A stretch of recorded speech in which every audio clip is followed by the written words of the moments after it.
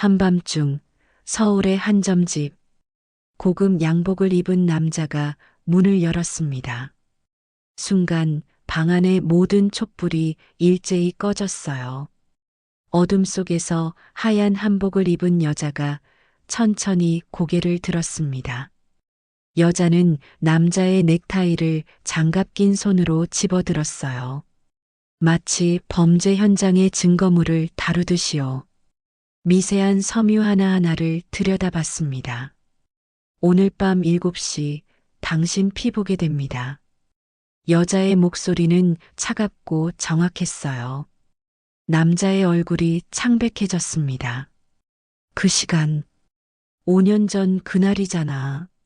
남자는 바닥에 주저앉았어요. 코에서 피가 흘러내리기 시작했습니다. 그리고 오열했어요. 미안해. 정말 미안해. 촛불 하나가 다시 켜졌습니다. 빛에 비친 여자의 얼굴, 남자의 눈이 커졌어요. 서윤아. 대체 이 두 사람 사이에 무슨 일이 있었던 걸까요? 평범해 보이는 여자는 왜 이런 능력을 갖게 된 걸까요? 이 놀라운 반전의 전체 이야기가 궁금하시다면 지금 구독 버튼을 눌러주세요. 평범해 보이는 사람들의 숨겨진 이야기를 매일 전해드립니다. 5년 전으로 돌아갑니다. 한서윤은 시댁 거실에 서 있었습니다. 결혼한 지 2년이 되었지만 여전히 이 집은 낯설었어요.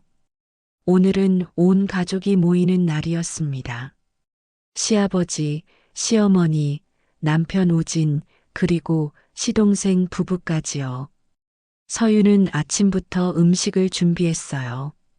정성껏 만든 요리들이 식탁에 가득했습니다. 손이 부르트도록 다듬고 볶고 끓였어요. 서윤아, 시어머니 김영희가 불렀습니다. 네, 어머니. 서윤이 다가갔어요. 설거지 좀 해줘. 시어머니가 앞치마를 던졌습니다. 서윤은 앞치마를 받았어요.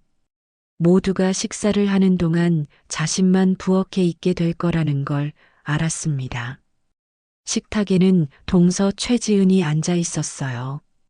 깔끔한 정장 차림에 자신감 넘치는 미소를 짓고 있었죠. 어머니, 저 이번에 논문 심사 통과했어요. 지은의 목소리가 거실에 울려 퍼졌습니다. 어머, 우리 지은이 정말 대단하네. 시어머니의 목소리가 환했어요. 서윤을 부를 때와는 완전히 달랐습니다. 외교관 출신이라더니 역시 다르네요. 시아버지도 칭찬을 아끼지 않았어요. 서윤은 부엌에서 그 대화를 들으며 설거지를 했습니다. 손이 차가운 물에 시렸어요. 식사가 끝나고 디저트가 나왔습니다. 서윤이 만든 수제 케이크였어요. 밤새 구운 것이었습니다. 이거 누가 만들었어? 시아버지가 한 입 먹고 물었어요. 제가 만들었습니다. 서윤이 조심스럽게 대답했습니다. 맛있네. 짧은 칭찬이었지만 서윤은 기뻤어요. 그런데 그때였습니다. 시어머니가 슬쩍 접시를 움직였어요. 서윤 앞에 있던 케이크 접시를 지은 앞으로 옮긴 거였습니다. 그리고는 태연하게 말했어요. 역시 지은이가 만든 건 다르네. 어쩜 이렇게 예쁘게 만들었어? 모두가 지은을 바라봤습니다. 와, 지은아, 요리도 잘하네. 시동생 우연히 아내를 칭찬했어요. 지은은 당황한 표정을 지었지만 곧 미소를 지으며 고개를 끄덕였습니다. 감사합니다. 서윤은 그 광경을 지켜봤어요. 입을 열까 하다가 다물었습니다. 말해봤자 소용없다는 걸 알았으니까요. 그저 웃으며 고개를 숙였어요. 부엌으로 돌아온 서윤의 손이 떨렸습니다. 접시를 들다가 그만 놓쳐버렸어요. 쨍그랑 접시가 바닥에 떨어져 산산조각 났습니다. 조심성도 없어? 시어머니의 목소리가 들려왔어요. 서유는 무릎을 꿇고 깨진 조각들을 주었습니다. 손가락에 날카로운 파편이 베었어요. 피가 났지만 아무 말도 하지 않았습니다. 그저 조용히 혼자서 치웠어요. 저녁이 되었습니다. 가족 사진을 찍기로 했어요. 사진사까지 불렀습니다. 자, 모두 모이세요. 사진사가 손짓했습니다. 서윤도 자리로 가려는데 시어머니가 말했어요. 서윤아, 너는 빠져도 되지? 서윤의 발걸음이 멈췄습니다. 우리 가족만 찍으려고. 시어머니는 태연하게 말했습니다. 마치 당연한 일인 것처럼요. 네, 알겠습니다. 서윤은 억지로 웃으며 고개를 끄덕였어요. 가족들이 소파에 둘러앉았습니다. 시아버지, 시어머니, 우진, 우현, 지은. 5명이 환하게 웃고 있었어요. 서윤은 구석에 서서 그 모습을 바라봤습니다. 자신만 빠진 가족 사진. 가슴 한편이 무너지는 것 같았어요. 자, 하나, 둘, 셋. 플래시가 터졌습니다. 사진 촬영이 끝나고 서윤은 화장실로 갔어요. 문을 잠그고 세면대를 붙잡았습니다. 숨이 가빠졌어요. 심장이 빠르게 뛰었습니다. 손이 떨렸어요. 괜찮아, 괜찮아. 스스로에게 말했지만 숨이 제대로 쉬어지지 않았습니다. 가슴이 답답했어요. 거울 속 자신의 얼굴이 창백했습니다. 눈물이 핑 돌았지만 참았어요. 밖에서 웃음소리가 들렸습니다. 가족들의 행복한 목소리. 서윤은 그 속에 없었어요. 투명 인간처럼 지워져 있었습니다. 한참을 그렇게 서 있다가 서윤은 찬물로 얼굴을 씻었어요. 억지로 미소를 지어봤습니다. 다시 거실로 나가야 했으니까요. 아무렇지 않은 척해야 했으니까요. 밤이 되었습니다. 서윤은 침대 끝에 앉아 있었어요. 우진은 노트북을 보며 일하고 있었습니다. 여보. 서윤이 조심스럽게 불렀어요. 응. 우진은 화면에서 눈을 떼지 않았습니다. 오늘 너무 힘들었어. 서윤의 목소리가 작아졌어요. 응, 그래. 우진은 여전히 노트북만 보고 있었습니다. 서윤의 표정을 보지 않았어요. 가족 사진 찍을 때 나만 빠졌어. 어머니가 우리 가족만 찍는다고. 그래, 어머니가 그러셨어? 우진이 잠깐 고개를 들었지만 곧 다시 화면을 봤습니다. 회의 자료 마무리해야 해서 미안. 서윤은 입을 다물었어요. 더 말해봤자 소용없다는 걸 알았으니까요. 침묵이 흘렀습니다. 노트북 자판 소리만 방 안에 울렸어요. 여보, 나 요즘 이상해. 서윤이 다시 입을 열었습니다. 뭐가? 외할머니 목소리가 자꾸 들려. 우진의 손이 잠깐 멈췄어요. 그리고 다시 움직였습니다. 피곤해서 그래. 너 요즘 잠을 제대로 못 자잖아. 아니야. 진짜로 들려. 할머니가 뭐라고 하시는 것 같은데. 서윤아. 우진이 한숨을 쉬었어요. 나 지금 진짜 바빠. 내일 중요한 회의가 있어. 이거 끝내야 돼. 서윤은 더 이상 말하지 않았습니다. 창밖을 바라봤어요. 거리의 불빛들이 반짝이고 있었습니다. 저 밖에는 수많은 사람들이 있는데 자신은 여기서 혼자인 것 같았어요. 우진은 일에만 빠져 있었습니다. 회사가 성장하면서 더 바빠졌어요. 집에 와도 노트북을 펴고 전화를 받았습니다. 서윤과 대화하는 시간은 점점 줄어들었어요. 나 병원에 가봐야 할까? 서윤이 작게 물었습니다. 병원? 어디 아파? 아니, 정신과 말이야. 요즘 자꾸 이상한 소리도 들리고 불안하고 스트레스 받아서 그래. 집에서 좀 쉬어. 우진은 그렇게 말하고 전화를 받았어요. 네, 사장님. 네, 자료 지금 보내드리겠습니다. 서윤은 우진의 뒷모습을 바라봤습니다.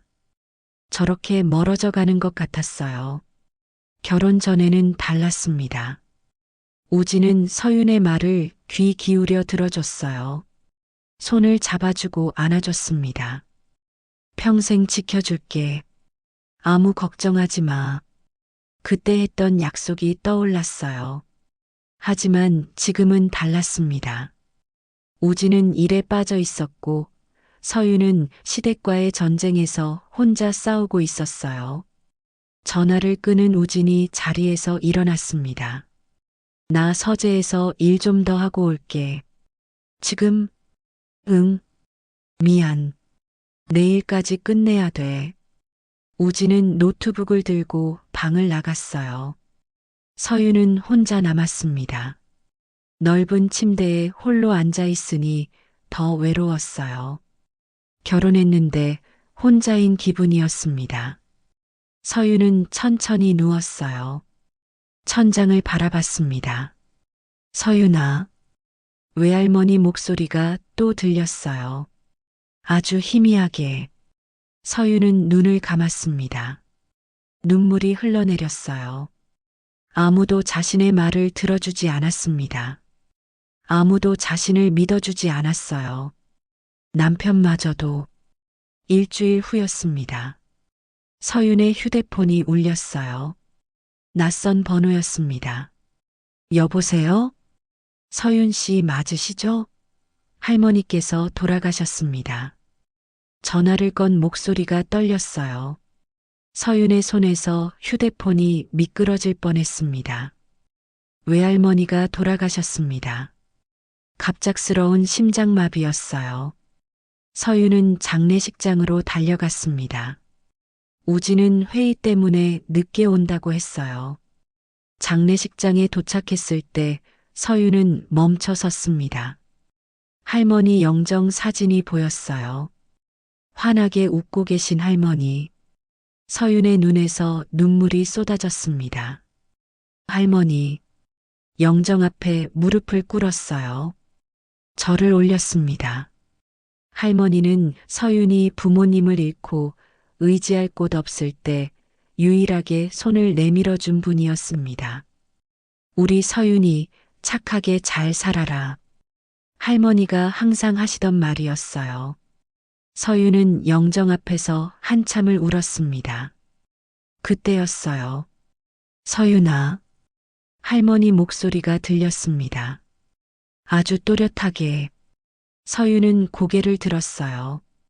주변을 둘러봤지만 아무도 없었습니다. 할머니? 서윤아, 내가 사람들을 구해야 한다. 목소리가 다시 들렸어요. 서윤의 머릿속에 울려 퍼졌습니다. 고통받는 사람들을 도와줘야 해. 할머니, 어디 계세요? 서윤이 일어서려는 순간이었습니다. 현기증이 몰려왔어요. 세상이 빙글빙글 돌았습니다. 서윤 씨, 누군가 소리쳤지만 서윤은 그대로 쓰러졌어요. 정신을 잃었습니다. 얼마나 지났을까요? 서윤은 천천히 눈을 떴어요. 장례식장 바닥에 누워 있었습니다. 사람들이 서윤을 둘러싸고 있었어요. 정신 차렸어요? 괜찮으세요? 서윤은 천천히 일어나 앉았습니다. 그런데 이상했어요. 자신의 목소리가 아니었습니다. 서윤아, 잘 들어라. 서윤의 입에서 할머니 목소리가 나왔어요. 주변 사람들이 얼어붙었습니다. 내가 가진 힘을 두려워하지 마라. 그게 내 길이다. 서윤은 자신이 무슨 말을 하는지 알 수 없었어요. 입이 저절로 움직였습니다. 아픈 사람들을 보듬어라. 외로운 사람들을 위로해라. 그리고 서윤은 다시 정신을 잃었습니다. 깨어났을 때는 병원이었어요. 우진이 옆에 앉아 있었습니다. 정신 차렸어? 여기가 병원이야. 장례식장에서 쓰러졌잖아. 서윤은 천천히 기억을 떠올렸어요. 할머니 목소리, 그리고 내가 뭐라고 했어? 무슨 소리야? 쓰러지기 전에 내가 무슨 말을 했어? 우진은 잠시 망설이다가 말했습니다. 할머니 목소리로 이상한 말들을 했어. 사람들이 다 놀랐어. 서윤의 얼굴이 창백해졌어요. 어머니랑 아버지도 오셨다 가셨어. 좀 당황하시던데. 우진의 표정이 어두웠습니다. 미안해. 서윤이 작게 말했어요. 의사 선생님이 스트레스 때문일 거라고 했어. 집에 가서 푹 쉬어. 우진은 그렇게 말했지만 서윤을 보는 눈빛이 달라져 있었어요. 불안한 눈빛이었습니다. 그날 밤 집으로 돌아왔습니다. 시어머니가 거실에서 기다리고 있었어요. 서윤아 앉아. 차가운 목소리였습니다. 서윤은 소파에 앉았어요. 장례식장에서 무슨 짓을 한 거야? 죄송합니다. 사람들이 다 봤어. 우리 집안 망신이야. 시어머니의 목소리가 높아졌습니다. 혹시 정신과 치료 받아본 적 있어? 아니요. 그럼 당장 병원 가봐. 우리 집에서 이상한 짓 하지 말고. 서윤은 고개를 숙였어요. 방으로 돌아와 침대에 누웠습니다. 두려워하지 마라, 서윤아. 할머니 목소리가 또 들렸어요. 서윤은 이불을 뒤집어 썼습니다. 무서웠어요. 자신에게 무슨 일이 일어나고 있는지 알 수 없었습니다. 그로부터 사흘이 지났습니다. 서윤은 정신과 약을 먹기 시작했어요. 의사는 공황장애와 불안증이라고 했습니다. 하지만 약을 먹어도 할머니 목소리는 사라지지 않았어요. 오히려 더 선명해졌습니다. 그날도 서윤은 집에서 청소를 하고 있었습니다. 우진은 회사에 나갔고 시어머니는 친구들을 만나러 나가셨어요. 조용한 오후였습니다. 현관문이 열렸어요. 언니, 집에 계세요? 동서 지은이었습니다. 지은아. 어쩐 일이야? 청소 도와드리려고 왔어요. 지은은 환하게 웃으며 말했어요. 괜찮아. 내가 할게. 아니에요. 제가 도와드릴게요. 언니 요즘 힘드시잖아요. 지은은 그렇게 말하고 집 안으로 들어왔습니다. 두 사람은 함께 청소를 했어요. 지은은 친절했습니다. 하지만 가끔 던지는 말들이 서윤을 찔렀어요. 언니는 대학도 못 나오셨는데 집안일은 잘하시네요. 저는 일 때문에 바빠서 집안일을 잘 못하거든요. 서윤은 대답하지 않았습니다. 그냥 웃으며 넘겼어요. 지은이 서윤 방으로 들어갔습니다. 언니, 여기도 청소할까요? 아, 괜찮아. 내가 할게. 하지만 지은은 이미 화장대 서랍을 열고 있었어요. 아, 언니 물건 너무 많네요. 정리 좀 해드릴까요? 아니야, 괜찮아. 서윤이 급히 다가갔지만 지은은 서랍을 닫으며 웃었습니다. 언니 손 한번 잡아봐도 돼요? 송금 좀 봐줄게요. 송금? 제가 취미로 배웠거든요. 지은이 서윤의 손을 잡았어요. 꽤 오래 들여다봤습니다. 언니, 복이 많으세요. 앞으로 좋은 일 생길 거예요. 그렇게 말하고 지은은 돌아갔습니다. 저녁이 되었습니다. 우진이 집에 돌아왔어요. 얼굴이 심각했습니다. 서윤아, 내 서류 못 봤어? 서류, 회사 계약서, 집에 가져왔었는데 우진이 서재를 뒤지기 시작했어요. 어디 뒀는데? 서윤도 함께 찾았습니다. 하지만 서류는 보이지 않았어요. 이거 내일 아침에 꼭 필요한 건데. 우진의 목소리에 초조함이 묻어났습니다. 분명히 책상 위에 뒀는데 1시간을 찾았지만 서류는 나오지 않았어요. 그때 현관문이 열렸습니다. 시어머니와 지은이 함께 들어왔어요. 어머니, 형님. 지은이 급하게 뛰어왔습니다. 무슨 일이에요? 형, 중요한 서류를 못 찾아서. 우연히 대답했어요. 어머니, 저기. 지은이 조심스럽게 말했습니다. 오늘 청소 도와드리다가 언니 방에서 이상한 걸 봤어요. 서윤은 지은을 바라봤어요. 뭘 봤는데? 시어머니가 물었습니다.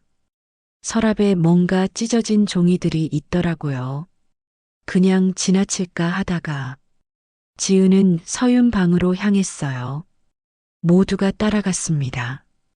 지은이 서윤 화장대 서랍을 열었어요. 그 안에 찢어진 서류가 있었습니다. 시간 순으로 정리된 상태로요. 우진의 얼굴이 굳었어요.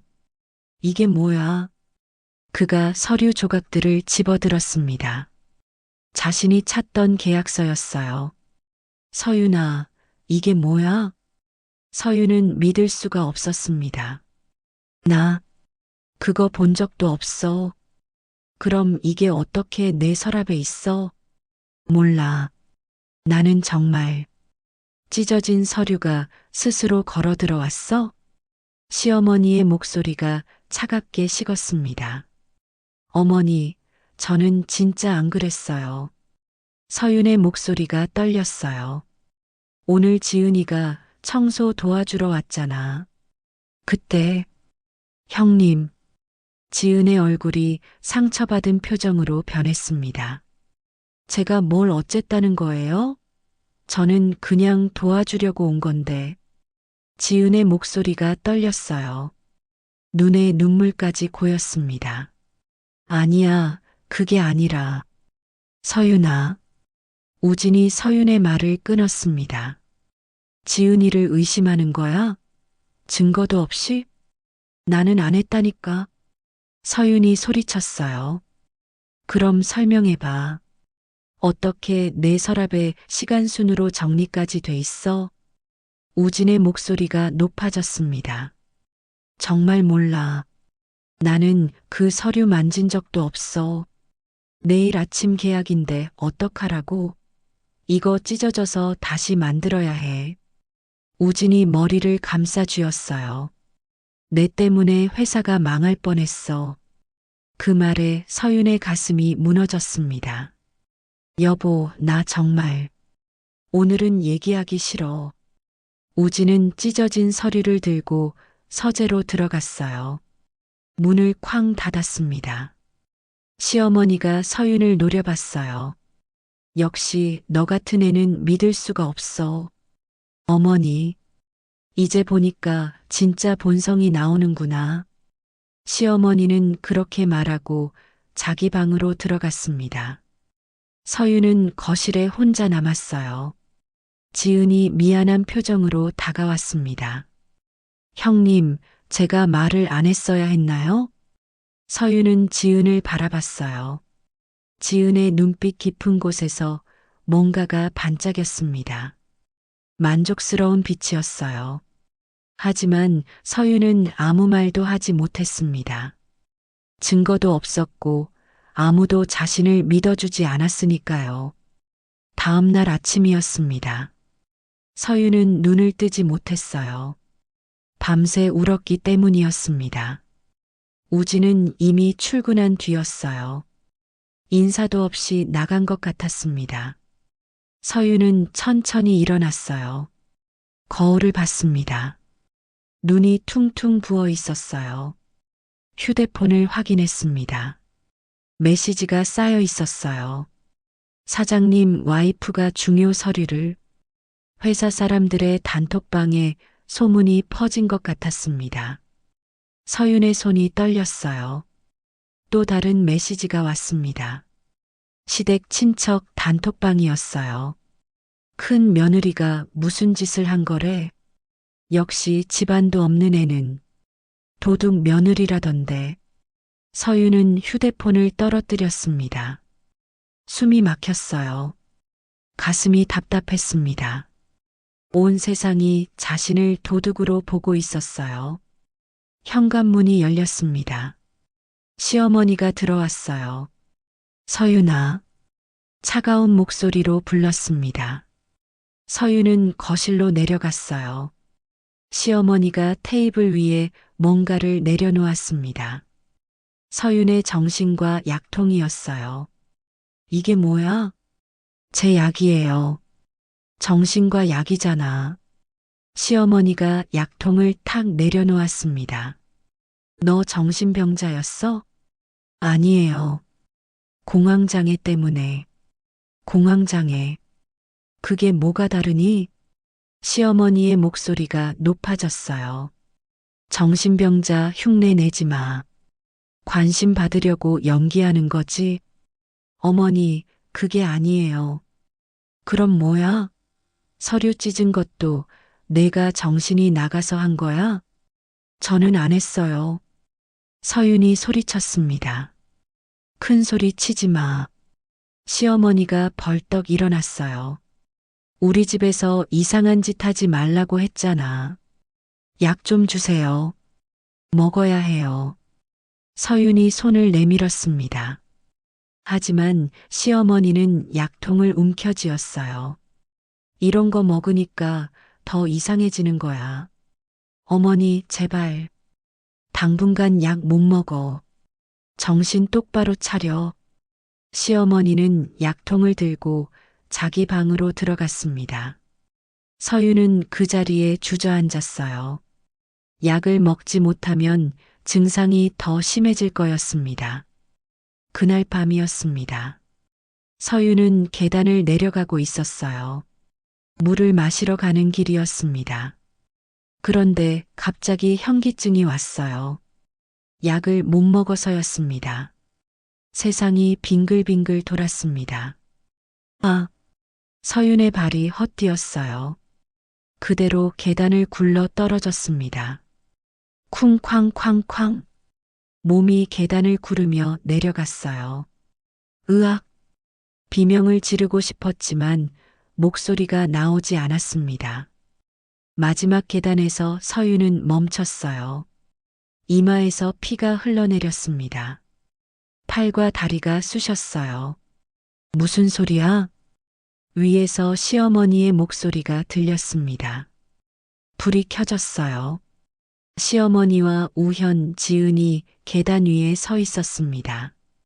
어머, 언니. 지은이 놀란 표정으로 내려왔어요. 하지만 그녀의 눈빛은 차가웠습니다. 괜찮으세요? 또 연기하는 거야? 시어머니가 팔짱을 끼고 말했어요. 관심 받으려고 일부러 넘어진 거 아니야? 서윤은 고개를 들었습니다. 피가 눈으로 흘러 들어왔어요. 도와주세요. 형수님, 병원 가야 돼요. 우연히 말했습니다. 언니, 일어나실 수 있어요? 지은이 서윤을 부축했어요. 병원에 갔습니다. 다행히 큰 부상은 없었어요. 이마를 꿰매고 팔에 깁스를 했습니다. 집으로 돌아왔을 때 우진이 있었어요. 무슨 일이야? 계단에서 넘어졌어. 서윤이 작게 대답했습니다. 또 우진의 표정이 굳었어요. 장례식장에서도 쓰러지고 이제는 계단에서 넘어지고. 약은 왜 안 먹었어? 어머니가 뺏었어. 엄마가 왜? 이상해진다고. 우진은 한숨을 쉬었습니다. 서윤아. 그의 목소리가 차갑게 식었어요. 내 때문에 내 회사가 망할 뻔했어. 계약 날아갔어. 미안해. 넌 진짜 아픈 건지 어떻게 믿어? 그 말에 서윤의 마음이 완전히 무너졌습니다. 우진이 서윤의 휴대폰을 집어들었어요. 누구랑 짜고 한 거야? 보자. 휴대폰을 뒤지기 시작했습니다. 여보, 그러지 마. 조용히 해. 우진이 소리쳤어요. 서윤은 더 이상 참을 수 없었습니다. 온몸이 떨렸어요. 눈물이 쏟아졌습니다. 이혼해요. 서윤이 말했습니다. 우진이 멈췄어요. 뭐라고? 이혼해요. 더 이상 못 살겠어요. 우진은 서윤을 바라봤습니다. 이혼? 갑자기 무슨 소리야? 갑자기가 아니에요. 서윤의 목소리는 떨리고 있었지만 단호했어요. 저는 안 했어요. 서류도 안 찢었고 거짓말도 안 했어요. 서윤아. 하지만 당신은 저를 믿지 않잖아요. 서윤의 눈에서 눈물이 흘러내렸습니다. 어머니도 시댁 식구들도 아무도 저를 안 믿어요. 당신마저도. 진정해. 우리 다시 얘기해보자. 우진이 다가왔지만 서윤은 뒤로 물러섰어요. 할 얘기 없어요. 이혼 서류 준비해주세요. 서윤은 작은 가방에 옷 몇 벌만 넣었어요. 대신 당신 가족도 제 인생에서 가져가지 마세요. 가방을 들고 방문을 열었습니다. 우진이 막아섰어요. 제발 나가지 마. 비켜주세요. 안 돼. 이렇게 보낼 순 없어. 당신이 날 보낸 거예요. 어제 이미. 서윤은 우진을 지나쳐 계단을 내려갔습니다. 거실에 시어머니가 나와 있었어요. 어디 가는 거야? 나갑니다. 뭐? 이혼하고 나갈 거예요. 시어머니의 얼굴이 굳었습니다. 마음대로 해. 어차피 우리 집엔 안 어울리는 애였어. 서윤은 대답하지 않았어요. 현관문으로 향했습니다. 서윤아. 우진이 뒤따라 내려왔습니다. 하지만 서윤은 멈추지 않았어요. 문을 열고 밖으로 나갔습니다. 비가 내리고 있었어요. 서윤은 빗속을 걸었습니다. 뒤돌아보지 않았어요. 큰 저택이 점점 멀어졌습니다. 2년 동안 살았던 집. 하지만 단 한 번도 자신의 집이라고 느껴본 적 없었어요. 한 달 후였습니다. 이혼 서류에 도장을 찍었어요. 우진은 끝까지 만류했지만 서윤은 흔들리지 않았습니다. 정말 이렇게 끝내는 거야? 변호사 사무실에서 우진이 마지막으로 물었습니다. 네. 서윤은 짧게 대답했어요. 위자료도 재산 분할도 하나도 안 받을 거야? 네. 아무것도 필요 없어요. 서윤아. 안녕히 계세요. 서윤은 일어났습니다. 우진을 마지막으로 바라봤어요. 한때 사랑했던 사람, 평생을 함께하고 싶었던 사람. 하지만 이제는 아니었습니다. 행복하세요. 서윤은 그렇게 말하고 사무실을 나갔어요. 복도를 걸으며 눈물이 났습니다. 하지만 후회는 없었어요. 밖으로 나왔습니다. 햇살이 따뜻했어요. 서윤은 깊게 숨을 들이마셨습니다. 이제 정말 혼자였어요.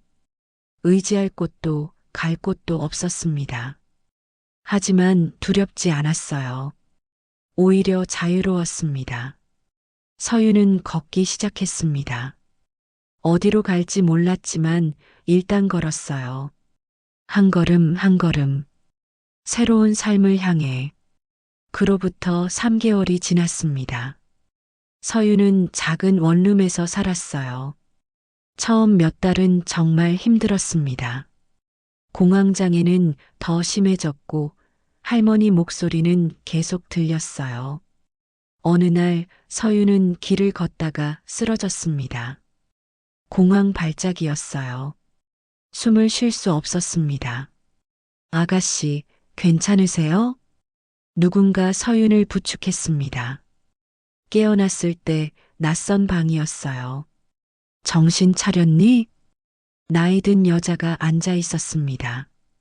하얀 한복을 입고 있었어요.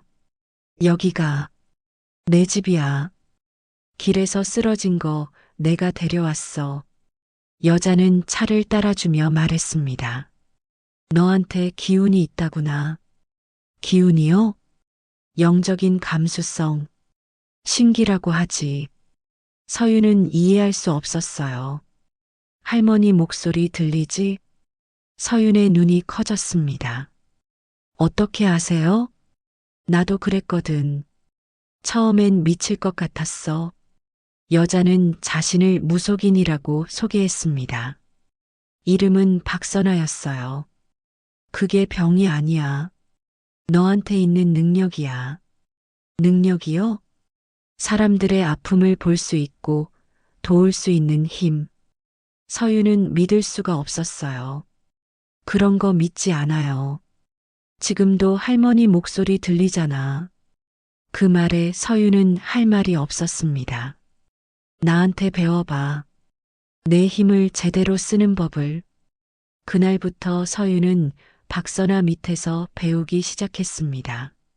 처음엔 두려웠어요. 이상한 사람이 되는 것 같았으니까요.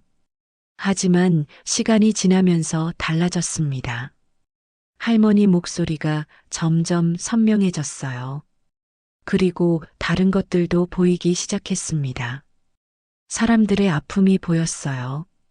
숨긴 슬픔이 느껴졌습니다. 어느 날 선아가 물었습니다. 서윤아, 너 원래 무슨 일 했니? 서윤은 잠시 망설이다가 말했습니다. 국립과학수사연구원에서 프로파일러였어요. 선아의 눈이 반짝였습니다. 범죄심리 분석가? 네. 연쇄살인 사건도 맡았었어요. 7년 정도 일했죠. 그래서 그렇구나. 선아가 고개를 끄덕였어요.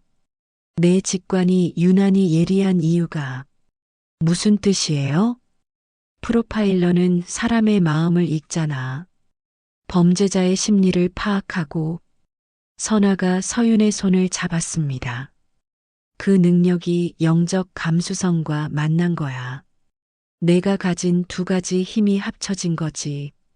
서윤은 놀라웠어요. 자신이 겪었던 모든 것들이 이해되기 시작했습니다. 3년이 지났습니다. 서윤은 작은 점집을 열었어요. 처음엔 손님이 거의 없었습니다. 하지만 입소문이 났어요. 거기 무당 진짜 잘 맞춰요. 제 고민을 정확히 알더라고요. 사람들이 찾아오기 시작했습니다. 서윤은 작은 가방에 옷 몇 벌만 넣었어요. 대신 당신 가족도 제 인생에서 가져가지 마세요. 가방을 들고 방문을 열었습니다. 우진이 막아섰어요. 제발 나가지 마. 비켜주세요. 안 돼. 이렇게 보낼 순 없어. 당신이 날 보낸 거예요. 어제 이미. 서윤은 우진을 지나쳐 계단을 내려갔습니다. 거실에 시어머니가 나와 있었어요. 어디 가는 거야? 나갑니다. 뭐? 이혼하고 나갈 거예요. 시어머니의 얼굴이 굳었습니다. 마음대로 해. 어차피 우리 집엔 안 어울리는 애였어. 서윤은 대답하지 않았어요. 현관문으로 향했습니다. 서윤아.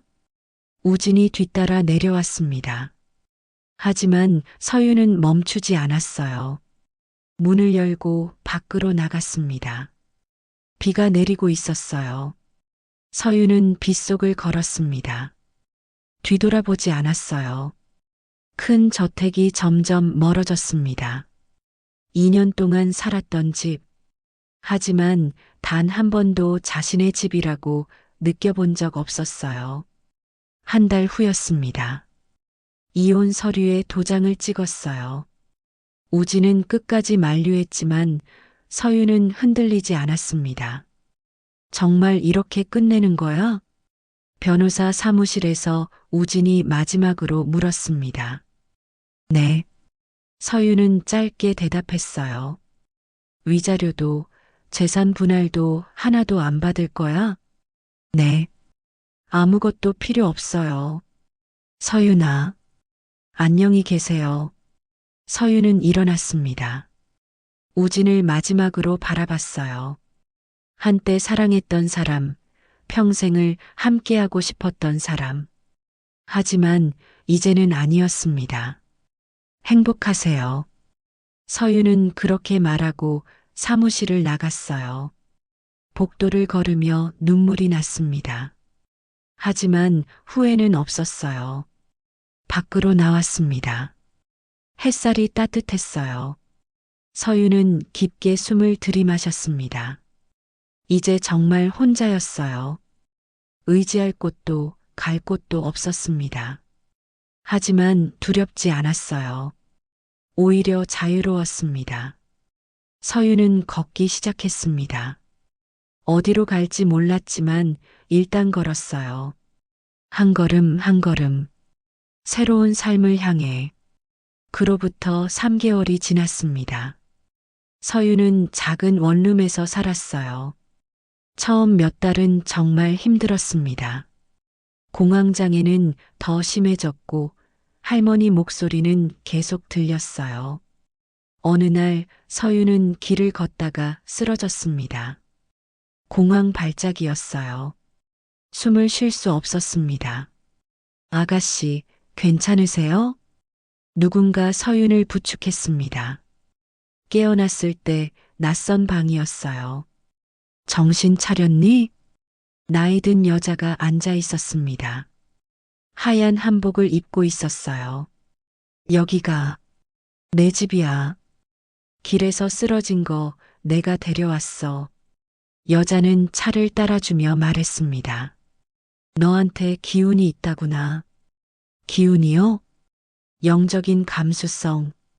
신기라고 하지. 서윤은 이해할 수 없었어요. 할머니 목소리 들리지? 서윤의 눈이 커졌습니다. 어떻게 아세요? 나도 그랬거든. 처음엔 미칠 것 같았어. 여자는 자신을 무속인이라고 소개했습니다. 이름은 박선아였어요. 그게 병이 아니야. 너한테 있는 능력이야. 능력이요? 사람들의 아픔을 볼 수 있고 도울 수 있는 힘. 서윤은 믿을 수가 없었어요. 그런 거 믿지 않아요. 지금도 할머니 목소리 들리잖아. 그 말에 서윤은 할 말이 없었습니다. 나한테 배워봐. 내 힘을 제대로 쓰는 법을. 그날부터 서윤은 박선아 밑에서 배우기 시작했습니다. 처음엔 두려웠어요. 이상한 사람이 되는 것 같았으니까요. 하지만 시간이 지나면서 달라졌습니다. 할머니 목소리가 점점 선명해졌어요. 그리고 다른 것들도 보이기 시작했습니다. 사람들의 아픔이 보였어요. 숨긴 슬픔이 느껴졌습니다. 어느 날 선아가 물었습니다. 서윤아, 너 원래 무슨 일 했니? 서윤은 잠시 망설이다가 말했습니다. 국립과학수사연구원에서 프로파일러였어요. 선아의 눈이 반짝였습니다. 범죄심리 분석가? 네. 연쇄살인 사건도 맡았었어요. 7년 정도 일했죠. 그래서 그렇구나. 선아가 고개를 끄덕였어요. 내 직관이 유난히 예리한 이유가 무슨 뜻이에요? 프로파일러는 사람의 마음을 읽잖아. 범죄자의 심리를 파악하고. 선아가 서윤의 손을 잡았습니다. 그 능력이 영적 감수성과 만난 거야. 내가 가진 두 가지 힘이 합쳐진 거지. 서윤은 놀라웠어요. 자신이 겪었던 모든 것들이 이해되기 시작했습니다. 3년이 지났습니다. 서유는 작은 점집을 열었어요. 처음엔 손님이 거의 없었습니다. 하지만 입소문이 났어요. 거기 무당 진짜 잘 맞춰요. 제 고민을 정확히 알더라고요. 사람들이 찾아오기 시작했습니다. 서유는 작은 가방에 옷 몇 벌만 넣었어요. 대신 당신 가족도 제 인생에서 가져가지 마세요. 가방을 들고 방문을 열었습니다. 우진이 막아섰어요. 제발 나가지 마. 비켜주세요. 안 돼. 이렇게 보낼 순 없어. 당신이 날 보낸 거예요. 어제 이미. 서유는 우진을 지나쳐 계단을 내려갔습니다. 거실에 시어머니가 나와 있었어요. 어디 가는 거야? 나갑니다. 뭐? 이혼하고 나갈 거예요. 시어머니의 얼굴이 굳었습니다. 마음대로 해. 어차피 우리 집엔 안 어울리는 애였어. 서유는 대답하지 않았어요. 현관문으로 향했습니다. 서유나, 우진이 뒤따라 내려왔습니다. 하지만 서유는 멈추지 않았어요. 문을 열고 밖으로 나갔습니다. 비가 내리고 있었어요. 서유는 빗속을 걸었습니다. 뒤돌아보지 않았어요. 큰 저택이 점점 멀어졌습니다. 2년 동안 살았던 집. 하지만 단 한 번도 자신의 집이라고 느껴본 적 없었어요. 한 달 후였습니다. 이혼 서류에 도장을 찍었어요. 우진은 끝까지 만류했지만 서유는 흔들리지 않았습니다. 정말 이렇게 끝내는 거야? 변호사 사무실에서 우진이 마지막으로 물었습니다. 네. 서유는 짧게 대답했어요. 위자료도 재산 분할도 하나도 안 받을 거야? 네. 아무것도 필요 없어요. 서유나. 안녕히 계세요. 서유는 일어났습니다. 우진을 마지막으로 바라봤어요. 한때 사랑했던 사람, 평생을 함께하고 싶었던 사람. 하지만 이제는 아니었습니다. 행복하세요. 서유는 그렇게 말하고 사무실을 나갔어요. 복도를 걸으며 눈물이 났습니다. 하지만 후회는 없었어요. 밖으로 나왔습니다. 햇살이 따뜻했어요. 서유는 깊게 숨을 들이마셨습니다. 이제 정말 혼자였어요. 의지할 곳도 갈 곳도 없었습니다. 하지만 두렵지 않았어요. 오히려 자유로웠습니다. 서유는 걷기 시작했습니다. 어디로 갈지 몰랐지만 일단 걸었어요. 한 걸음 한 걸음. 새로운 삶을 향해. 그로부터 3개월이 지났습니다. 서유는 작은 원룸에서 살았어요. 처음 몇 달은 정말 힘들었습니다. 공황장애는 더 심해졌고 할머니 목소리는 계속 들렸어요. 어느 날 서유는 길을 걷다가 쓰러졌습니다. 공황 발작이었어요. 숨을 쉴 수 없었습니다. 아가씨, 괜찮으세요? 누군가 서윤을 부축했습니다. 깨어났을 때 낯선 방이었어요. 정신 차렸니? 나이 든 여자가 앉아 있었습니다. 하얀 한복을 입고 있었어요. 여기가 내 집이야. 길에서 쓰러진 거 내가 데려왔어. 여자는 차를 따라주며 말했습니다. 너한테 기운이 있다구나. 기운이요? 영적인 감수성. 신기라고 하지. 서유는 이해할 수 없었어요. 할머니 목소리 들리지? 서윤의 눈이 커졌습니다. 어떻게 아세요? 나도 그랬거든. 처음엔 미칠 것 같았어. 여자는 자신을 무속인이라고 소개했습니다. 이름은 박선아였어요. 그게 병이 아니야. 너한테 있는 능력이야. 능력이요? 사람들의 아픔을 볼 수 있고 도울 수 있는 힘. 서유는 믿을 수가 없었어요. 그런 거 믿지 않아요. 지금도 할머니 목소리 들리잖아. 그 말에 서유는 할 말이 없었습니다. 나한테 배워봐. 내 힘을 제대로 쓰는 법을. 그날부터 서유는 박선아 밑에서 배우기 시작했습니다. 처음엔 두려웠어요. 이상한 사람이 되는 것 같았으니까요. 하지만 시간이 지나면서 달라졌습니다. 할머니 목소리가 점점 선명해졌어요. 그리고 다른 것들도 보이기 시작했습니다. 사람들의 아픔이 보였어요. 숨긴 슬픔이 느껴졌습니다. 어느 날 선아가 물었습니다. 서윤아, 너 원래 무슨 일 했니? 서윤은 잠시 망설이다가 말했습니다. 국립과학수사연구원에서 프로파일러였어요. 선아의 눈이 반짝였습니다. 범죄 심리 분석가? 네. 연쇄살인 사건도 맡았었어요. 7년 정도 일했죠. 그래서 그렇구나. 선아가 고개를 끄덕였어요. 내 직관이 유난히 예리한 이유가 무슨 뜻이에요? 프로파일러는 사람의 마음을 읽잖아. 범죄자의 심리를 파악하고. 선아가 서윤의 손을 잡았습니다. 그 능력이 영적 감수성과 만난 거야.